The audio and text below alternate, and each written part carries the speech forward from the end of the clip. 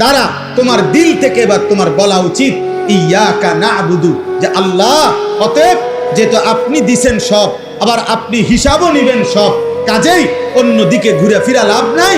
আমি স্বীকৃতি দিলাম আমি আপনার গোলামি করব। কার গোলামি? আল্লাহর ইবাদত। তবে ওয়া ইয়াকা নাস্তাঈন, আল্লাহ আপনার হুকুম মানব, আপনার গোলামি করব।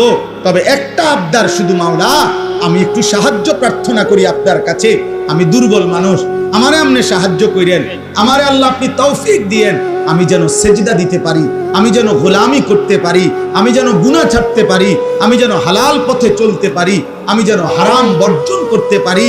এই গুনাহে ভরা দুনিয়াতে আমি আপনার রাজি মর্জির উপরে যেন চলতে পারি। আপনার আমারে সাহায্য করবেন। খোদার কসম, হাদিসে আছে, আল্লাহ নবী বলছেন, আল্লাহ তাআলা বলেন, যদি কোনো বান্দা দিল থেকে এই সূরা ফাতিহার এই দোয়া করতে পারে, চাইতে পারে, তো আল্লাহর ওয়াদা আছে, ওয়ালি আবদি মা সাআলা, আল্লাহ ওয়াদা দিছে আমার বান্দা সূরা ফাতিহার মাধ্যমে যা চাচ্ছে আমি আমার বান্দাকে তাই দিয়ে দেব, তাই দেব।